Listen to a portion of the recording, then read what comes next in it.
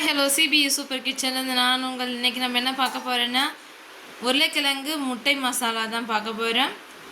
உருளைக்கிழங்கு வேக வச்சு எடுத்துருக்கோம். ஒரு 3 உருளைக்கிழங்கு 2 முட்டை. நாங்கள் வந்துட்டு 2 பேர் இருக்கிறதால நாங்கள் 2 முட்டை எடுத்துருக்கோம். உங்கள் வீட்டில் எத்தனை பேர் இருக்காங்களோ அத்தனை முட்டை நீங்கள் எடுத்துக்கலாம். உருளைக்கிழங்கையும் அதிகப்படுத்திக்கலாம். வெங்காயம் மீடியம் சைஸ் வெங்காயம் வந்துட்டு 3, அது இந்த மாதிரி பொடியாக நறுக்கி வச்சுக்கோங்க. தக்காளி மீடியம் சைஸ் தக்காளி 2, இதை அந்த மாதிரி கட் பண்ணி வச்சுக்கோங்க. கொத்தமல்லி, புளி கரைசல் வந்து கொஞ்சமாக இந்தளவுக்கு எடுத்து வச்சுக்கோங்க.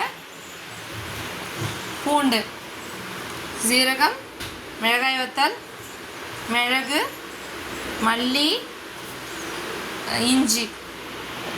வாங்க எப்படி செய்யலான்றதை வீடியோக்குள்ளே போய் பார்க்கலாம். அடுப்பில் மேலே ஒரு பாத்திரம் வச்சுருக்கோம். அதில் அந்த மல்லி,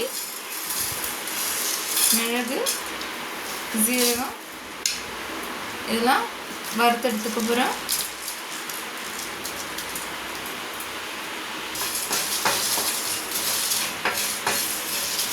நல்லா வாசம் வர வரையும் நம்ம வறுத்துக்கலாம். இஞ்சி ஆட் பண்ணிக்கிறோம், பூண்டு ஆட் பண்ணிக்கிறோம்.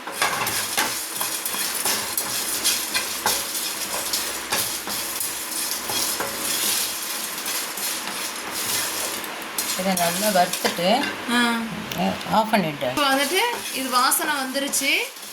இதை வந்து நம்ம அரைச்சி எடுத்துக்க போகிறோம். நல்லா பேஸ்ட்டாக இருக்கும். இது நல்லா சூடான பிறகு ஒரு மிக்ஸி ஜாரை ட்ரான்ஸ்ஃபர் பண்ணி நம்ம நல்லா அரைச்சி எடுத்துக்கலாம்.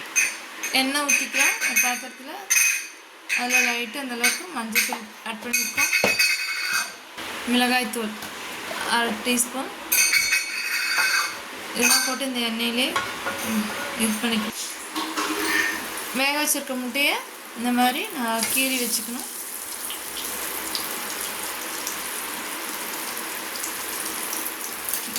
கீறி அந்த எண்ணெயில் வந்துட்டு இந்த மாதிரி பரட்டி எடுக்கணும்.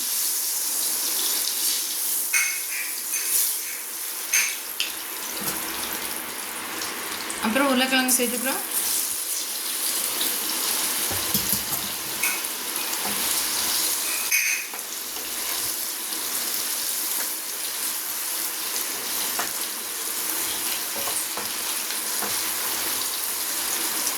இது இந்த மாதிரி எண்ணெயில் போட்டு நம்ம வறுத்தெடுத்துக்கிறோம். நல்லா ரோஸ்ட் ஆகட்டும். வந்து நம்ம வறுத்துருக்கோம் பார்த்தீங்களா, அது சூடு ஆகிடுச்சு. இதை வந்து மிக்ஸி ஜாரில் ட்ரான்ஸ்ஃபர் பண்ணிக்கிறோம். தம்பியை இருடா இந்த அளவுக்கு ரோஸ்ட் பண்ணி எடுத்துக்கிறோம்.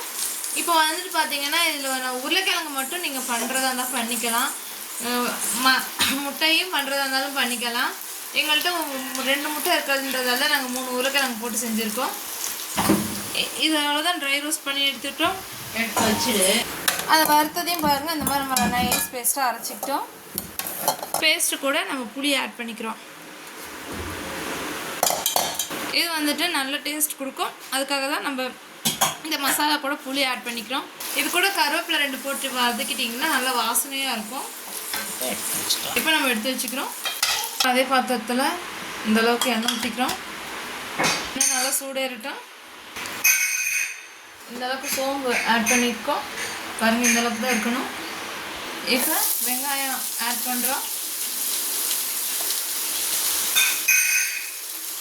இது நல்லா பொன்னிறமாக வரையும் வதக்கிக்கலாம்.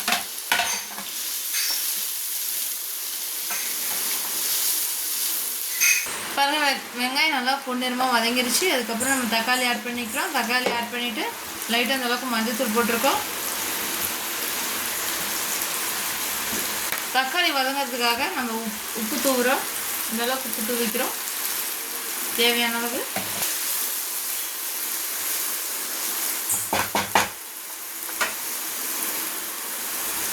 நல்லா வதக்கிக்கிறோம். 5 நிமிஷம் இந்த மாதிரி தட்டு போட்டு மூடி வச்சுக்கலாம். அப்போ தான் தக்காளி வந்து நல்லா வதங்கும். ஜூஸியாக ஆகிற மாதிரி நல்லா வதக்கி எடுத்துக்கிறோம். இடையில ஒரு டைம் இந்த மாதிரி கிளறி விட்டுக்கோங்க, இல்லைன்னா அடி பிடிக்கிறோம். பாருங்கள், இந்தளவுக்கு நல்லா வதக்கிக்கணும். பாருங்கள், தண்ணி இப்போ வந்து நல்லா தெளிச்சிட்டோம். ரொம்ப அப்படியே ஊற்றக்கூடாது. தெளித்து நல்லா வதக்கிக்கணும். இந்த தக்காளி கூடாது, ஆகிடும். அடித்து போட்டுருக்கலாம். ஆட் பண்ணுறோம். இப்போ வந்துட்டு பார்த்தீங்கன்னா நம்ம நல்லா வதங்கிருச்சு. அந்த அரைச்ச பேஸ்ட்டை வந்துட்டு நம்ம ஆட் பண்ணிக்கிறோம். தக்காளி நல்லா ஊற்றி நல்லா இது மாதிரி நல்லா கிளறி விட்டுக்கிறோம். வந்துட்டு நம்ம தேவையான அளவு உப்பு ஆட் பண்ணிக்கிறோம். பாருங்க, நம்ம இப்போ வந்து இதை ஆட் பண்ணிக்கிட்டோம், அரைச்சி வச்ச மசாலா ஆட் பண்ணிக்கிட்டோம். இது வந்துட்டு கொஞ்சம் நல்லா சுண்டுற வரலையும் இதை நம்ம வேக வச்சு எடுத்துக்கலாம். நல்லா சுண்டட்டும். ஒரு 5 நிமிஷம் கழிச்சு பாருங்க, இந்த மாதிரி நல்ல எண்ணெய் பிரிஞ்சு வரணும், அந்த அளவுக்கு நம்ம வந்து இது சுண்ட விடணும். இப்போ வந்துட்டு நம்ம நம்ம வந்து வறுத்து வச்சுருக்கோம் பார்த்தீங்களா, அதை வந்துட்டு நம்ம இதை ஆட் பண்ணிக்கிறோம்.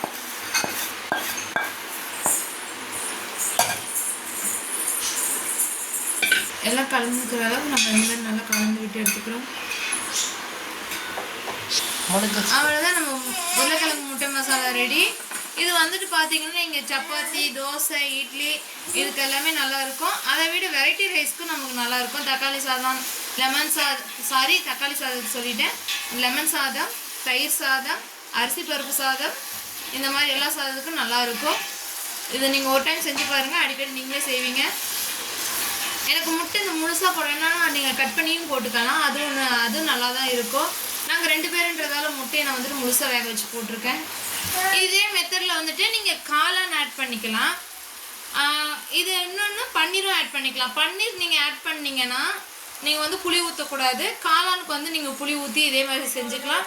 3த்துக்குமே இதே மெத்தடு தான். பன்னீருக்கு மட்டும் நல்லா தயவுசெய்து கேட்டுக்கோங்க, பன்னீருக்கு மட்டும் புளி ஊற்றக்கூடாது. தேங்க்யூ ஃபார் வாட்சிங். நம்ம சேனலை லைக் பண்ணுங்கள், ஷேர் பண்ணுங்கள், கமெண்ட் பண்ணுங்கள், சப்ஸ்கிரைப் பண்ணுங்கள், கூட பெல் பட்டன் அழுத்துங்க. தேங்க்யூ ஃபார் வாட்சிங். நெக்ஸ்ட் வீடியோவில் பார்க்கலாம்.